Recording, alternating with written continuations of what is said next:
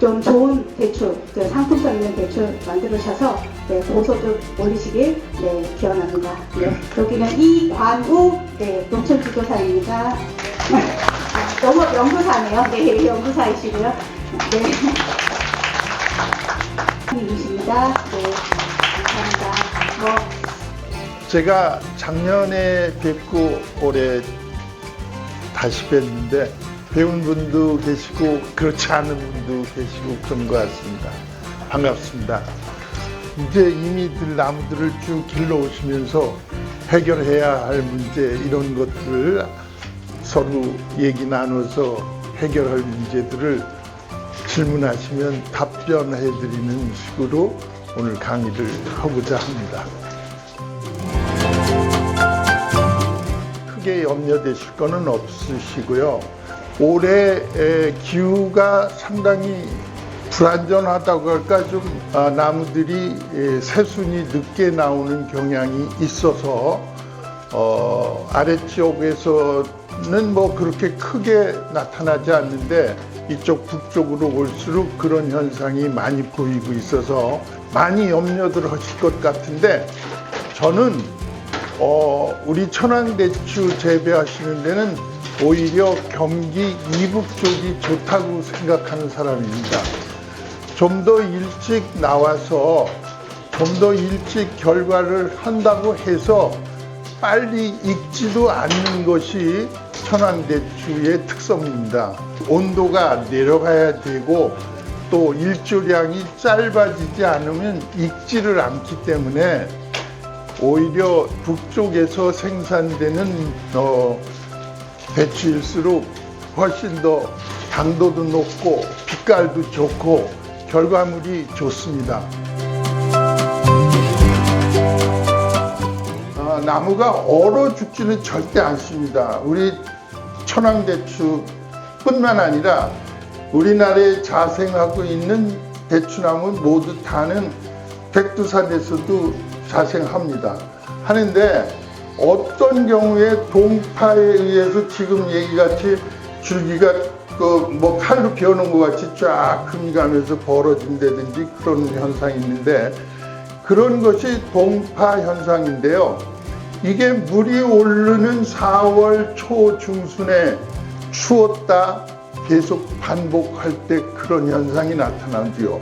특히 내 밭이 습한 사람한테 더 많이 나타납니다. 내가 물 관리를 너무 많이 했다든지 아니면 자연 상태에서 물이 충분한 곳에서 그런 현상이 옵니다. 나무가 얼어 죽는 것은 겨울에 얼어 죽는 게 아니에요. 봄에 새싹이 올라올 때 추웠다 좀 따뜻했다가 반복됐을 때 꼭 사고 나는 해가, 그런 해가 있습니다. 그러면 벌써 8년생이면 피가 굉장히 거칠어지고 피가 두꺼워져서 매년 브라시로 새 브라시로 씻어주거나 이런 것을 해주면 좋습니다만, 제가 하는 농법은 어떻게 해서든지 인건비 줄이고 어떻게 해서든지 쉽게 농사 짓자 하는 것이 보관 아니에요? 그래서 7년, 8년 되셔서 채식거리가 거의 풀로 찼다라고 생각되신다면, 과감하게 지금 우리 심을 때 15cm 남기고 끊었잖아요. 그 부분에서 한 5cm 높여서 20cm 내지 30cm 간을 두고 무자비하게 끊어버리는 거예요. 끊으세요. 괜찮아요. 올 아직도 끊지 않으셨다면 지금 끊으셔도 아무렇지도 않습니다. 지금 끊으시면 끊고 물론 상처가 굉장히 크기 때문에 염려되시죠. 거기다가 도포제, 소위 상처 보호제를 발라주시면 껐떡없습니다. 다른 작물은 꽃이 개화할 때 뭘 못해요? 소독을 못하잖아요. 근데 우리는 소독 아무 때나 하셔도 되고, 또 일반적인 사과, 배, 복숭아, 포도 이런 것들은 꽃이 필 때 뭐가 있어야 되냐면 꽃에 수분을 옮겨주는 소위 꽃결혼을 하는 매개체가 있어야 되잖아요. 그게 이제 벌이 주로 해주고 나비도 해주고 그러한 것이 우리는 필요 없잖아요. 왜?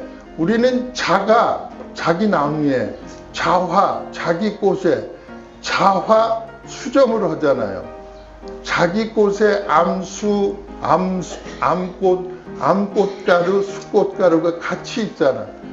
그래서 바람이 불면 저절로 그 짧은 아주 그 가까운 꽃 안에서 수정이 되기 때문에 수정이 안 돼서 벌을 넣는다든지 그럴 필요는 없습니다. 하우스라면 문을 꽁꽁 닫아 놓지 않는 한 미풍만 불어도 수정은 다 됩니다.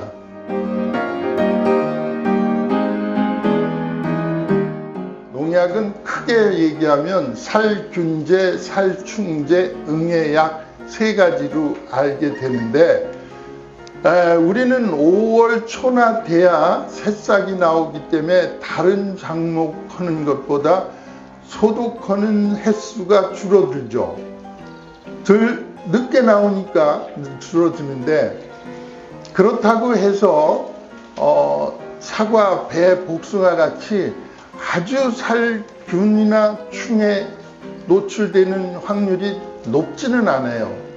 그래도 5월 중하순 들었으면 온도가 높고 또 모든 벌레들 이런 것들이 활동하는 때이기 때문에 소독을 예방하는 차원에서 꼭 실행하시는 게 좋은데 첫 번째 해야 할 소독은 나목으로 전지전정을 하고 나서 바로 꼭 하셔야 할 게 크게 상처 부위가 난 부분은 아까 얘기한 상처 보호제를 발라주시는데 그것도 뭐 손가락 굵기 이상 되는 데만 발라주시고 그보다 가는 데는 바를 필요 없어요. 그러시고 소독 자체를 나목일 때 기계유제나 아니면 유황합제를 둘 중에서 하나를 선택하셔서 나목에다가 뿌려주시는 거예요. 그때 살충제를 섞어서 같이 뿌리면 좀 더 좋은 효과를 보니까 그것을 행하는 것이 1차 소독이 되는데 그것은 소독을 해줌으로써 살균, 살충이 완벽하게 됐다라고 보는데 그러고 나서 이제 기후가 온도가 올라가면 외부에서 날라와서 외부에서 침입해서 생기는 것들을 막아줘야 하기 때문에 새싹이 나오기 직전 아주 나오려고 막 할 때 그때 꼭 한 번씩 해주시는 것이 살균, 살충 그리고 응애까지 한꺼번에 해주셔서 예방해 주시는 것을 꼭 필요합니다. 그 후에는 6월 들었으면 2주에 한 번 정도는 꼭 살균, 살충 같이 줘야 할 것이 그때는 성장을 하는 시기이기 때문에 그때 우리가 아는 이제 밀양 요소, 효소 또 생장 촉진제, 영양제 이런 것들을 살포해야 할 때 아닙니까? 그때 실제로 살포를 많이 해줘야 해요. 그때 보름에 한 번씩 살균, 살충제를 하면서 응애약도 같이 하는 것이 좋고 살균제는 6월 달에 안 써도 되겠습니다만 5월, 6월에는 그러나 하는 길에 같이 하는 것이 인건비가 대비해서 가성비가 높고 예방이 된다는 차원에서 저는 늘 하고 있습니다. 그래서 6월 달 들었으면 한 달에 2번 정도는 모든 것을 같이 하는데 그러면 살균, 살충제, 응애약까지 섞어서 거기다가 생장촉진제, 소위 영양제까지 섞어서 주면 어떠냐? 괜찮습니다. 어떻게 괜찮냐? 그 약들이 가지고 있는 것들이 화학 반응으로 소위 약해를 입지 않는 것들의 조합이라면 섞어서 주셔도 아무 상관없습니다. 그러니까 그것은 농약사와 상의하셔서 내가 가지고 가는 이 농약이 다른 것들과 섞었을 때 반응이 있냐 없냐, 약해가 있냐 없냐, 그것을 확인하시고 있다면 따로 주시는 것으로 하시되, 같이 줘도 괜찮다면 인건비 전략에서 꼭 같이 주시는 게 유리하죠.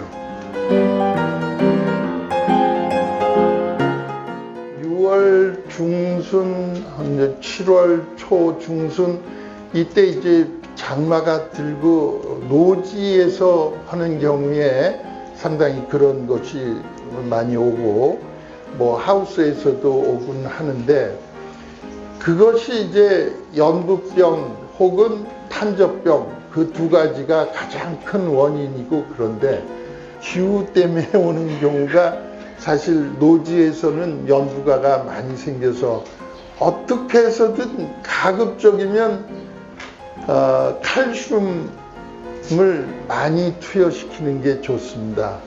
그 물렁병 뭐 이런 것에, 그리고 탄저병에 노출되는 것이 6월서부터 7월 달쯤인데, 탄저병 충분히 살균제로 해서 잡도록 하시고, 마그네슘도 빠지지 않게 하시고, 우리들이 이 남들한테 정말로 꼭 필요한 것이 크게 보면 질소, 인산, 가리, 그 다음에 칼슘, 그 다음에 마그네슘, 그 후에 무슨 동, 철, 인, 뭐 올리브댕 쭉 해서 10몇 가지의 미량 요소가 다 필요하잖아요.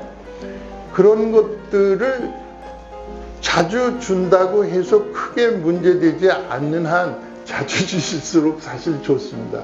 다만 초기에 6월서부터 5월, 6월 중순, 하순까지, 하순부터는 이제 생식 성장으로 들어가서 꽃이 피고 씨방이 생겨서 열매가 굵기 시작할 때는 이제 생식 성장 쪽으로 유도해야 하기 때문에, 그때는 N, 소위 질소분이 들지 않은 영양제로 바꿔주는데, 그게 후기 영양제라고 하고, 그것이 이제 질소분이 빠진 미량 요소들의 소위 우리 성장 촉진제죠.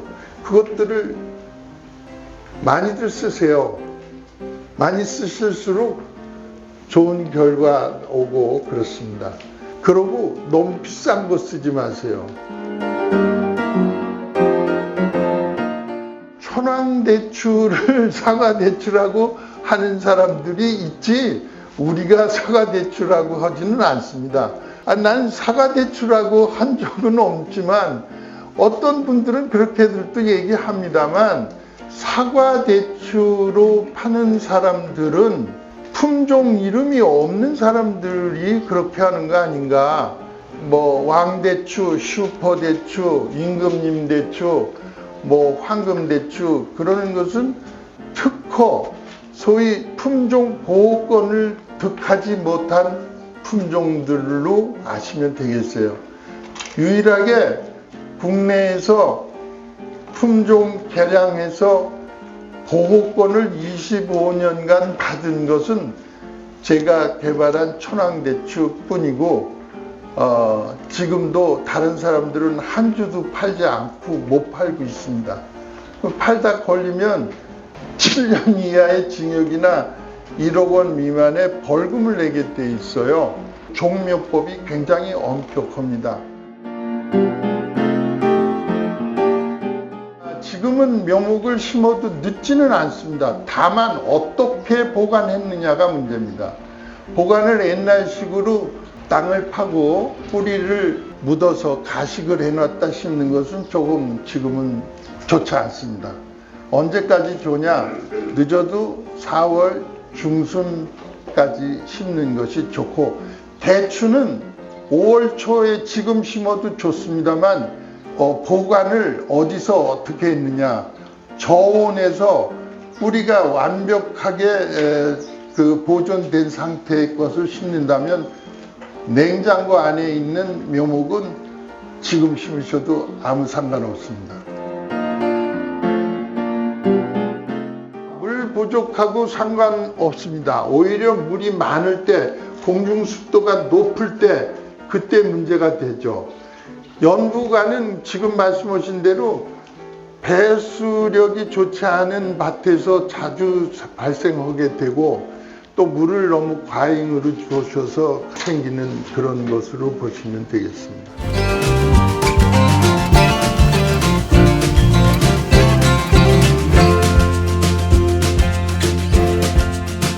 작년에 저 하단을 끊었나 보네요. 네, 하단을 끊어가지고 네. 재배를 매대 재배로다가 작년에 실시를 한 겁니다. 네, 예, 그렇군요.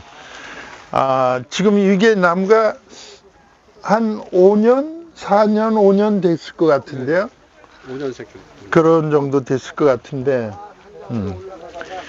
잘 끊으셨습니다. 지금 이게 한 40cm, 20, 35, 뭐 한 40cm 가까이 놓고 끊으셨는데 아주 잘 끊으셨네요. 지금 현재는 이제 2년 차 나무라고 봐야 되겠죠. 위에 부분은. 예. 밑에 것은 6년 차 됐고. 이렇게 했을 때 2년 차에서 지금 현재 이것을 봤을 때 좀 회장님 어떤 느낌이세요? 제가 봤을 때는 정상적으로 아주 잘 자란 상태라고 보고 있습니다. 그렇죠. 2년 차에서는 이제 이런 상태로 기르는데 이게 지금 1m 정도에서 하단은 다 잘랐는데 이거는 이제 고정이죠. 몇 년이 돼도 이 밑에서 가지는 다 버리는데 지금 실제로 이 나무가 2년 차인데도 하나, 둘, 셋, 넷, 다섯, 여섯, 일곱, 여덟, 아홉, 열, 열하나, 열둘, 열세. 대개 이 정도 되면 1m 한 70 되면 13, 15개의 간격으로 이 가지가 생장되더라고. 밑에 1m를 끊어내면. 근데 실제로 이 상태에서 그냥 놓고 기르니까 밑에 부분에서 뿐만 아니라 올라오면서도 다 좀 복잡해요. 2년 차에도. 그래서 2년 차에서 조금 약한 것들은 이대로 놔둬도 좋대. 지금 밑에는 일꾼들이 많잖아요, 뿌리가. 근데 위에서는 먹을 친구들이 지금 다 끊었고 정예군만 남겨놨으니까 상당히 영양이 충분하다, 먹을 게. 그렇기 때문에 이것들을 놔두면 뭐 가지가 너무 이렇게 밀생해서 좀 덜어주는 것이 좋겠다. 그렇게 생각됩니다. 그래서 밑에 하나를 버리고 하나 걸러서 둘, 셋, 넷 정도 덜어주면 올해에 충분히 열 수 있고 충분한 수확을 얻고 또 가을 돼 가지고서는 이제 4개만 남기는 거죠. 하나, 둘, 셋, 넷 남기고 맨 위에 거는 여기를 끊고 지금도 올해 지금 여기서 고쳐야 할 것은 요 상순에 이것은 여기서 뽑을 게 아니라 여기를 끊었어야 밑에서 올라오는데 지금도 늦지 않았습니다. 지금도 여기를 끊으면 눈은 요 밑에 숨어져 있어요. 여기 볼록볼록한 거 다 있죠. 요 밑에 눈이 다 있어요. 요게 진짜 정화예요. 요거를 끊으면 여기서 직선으로 쫙 올라간다 그런 얘기예요. 그럼 올라가면 거기서 이제 다시 끊어서 더 이상 못 올라가고 그 위에서는 그냥 큰 것은 휘어잡아서 나중에 이제 수확하게 되는 거죠.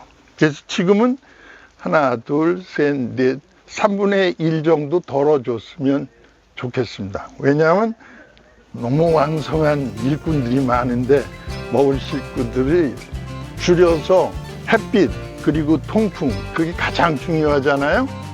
그것을 좀 더 충분히 받을 수 있게 덜어주는 것이 좋겠습니다.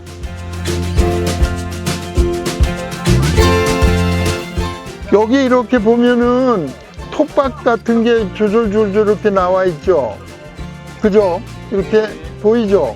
이렇게 이게 박쥐 나방이 이 안에 들어가서 이 수피를 다 돌아가면서 파먹고 소위 수액을 다 채취해서 먹고 지가 이제 박쥐 나방이 돼서 6월 달이면 이제 날아가는데 이게 5월 중순부터 산란을 시작해요. 그때 어디에 하느냐 하면 이 거칠은 피부의 사이에다가 하게 되니까 바로 이런 데다 하는 거지. 그래서 여기에 생긴 거죠. 여기에 이렇게. 이것을 파보면 뺑 돌아가면서 이걸 총알벌레라고도 해요. 총알벌레. 박쥐나방 이렇게 파고 이 피부 속을 파고 들어가면서 수액을 다 빨아먹어. 일본 사람들은 총알같이 파고 들어가면서 먹는다고 해서 대포무시라고 하죠. 그러니까 이것이 생기면 나무 상단 부분은 거의 다 죽는다고 봐야 돼요. 지금도 이 나무 보면은 여기뿐만 아니고 거기뿐만 아니고 여기도 생겼고 여기도 생겼죠. 여기도 생겼죠. 여기 있잖아. 이게 이렇게 톱밥같이 나와 있죠. 그러니까 이 나무는 거의 다 죽었다고 봐도 과언이 아니에요. 그래서 이쪽 부분에만 지금 살아 있으니 한 30, 40cm 남기고 끊어버리자. 완전히 여기 끊을게. 무자비하게 딱 끊는 거야. 그러면 여기서 새로운 순이 여러 개 올라오는데 그것 중에 하나만 길러도 올해에 여기서 충분히 또 결실이 되더라. 그런 얘기. 이럴 때는 과감하게 버리는 것이 좋습니다. 참고적으로 말씀드리면 여기가 노지였었어요. 예. 그래 넣었다가 지금 2년 차에 이걸 씌운 거예요. 그래서 이제 이런 상황이 나오는 것 그럴 같아요. 것 같아요. 이게 올 가을에는 철저히 기계 유제도 한번 뿌려주고 석회 유황 합제도 뿌려주고 하여튼 전체를 40cm 남기고 끊었으면 좋겠어요. 그러면 저쪽에 아까 본 1년 큰 거 같이 커지면서 다 갱신이 되는 거지. 젊은 나무로 바꾸는 겁니다. 문제는 뭐냐? 네. 약이 찍어질까봐 겁나서 못하는 거예요. 아니야. 본인들은 다 마찬가지로 4가지로 나온 거하고 1가지 나온 거하고 양이 찍을 것이다. 그러니까 그러면 그거에 대한 거를 얘기를 해주시면 제일 좋을 거예요. 그러면 왜 4가지로 놔두라고 그랬냐? 8가지 놔두면 더 좋을 거 아니야. 10가지 놔두면 더 좋고 10가지 놔두면 저 위에 가면서 한 가지마다 50cm씩 벌려서 한 7가지 두면 저 꼭대기 되겠죠. 그러면 많이 열지. 그걸 따기 위해서는 옆에 사다리 놓고 올라가서 전지전정하고 열매 딸 때도 그렇고 또 간격도 멀어야 되잖아. 그러면 한 나무에서 50kg를 땄는데 나무 숫자는 우리가 심는 대로 하면은 70주를 심는다고 하자. 한 나무에서 30kg 연다고 했을 때 우리 가까이 심어놓고 15kg 여는 게 더 낫잖아요. 좁은 면적에서 여러 개가. 그렇기 때문에 밀식 재배를 해서 내 품 안에서 하자 그 얘기죠.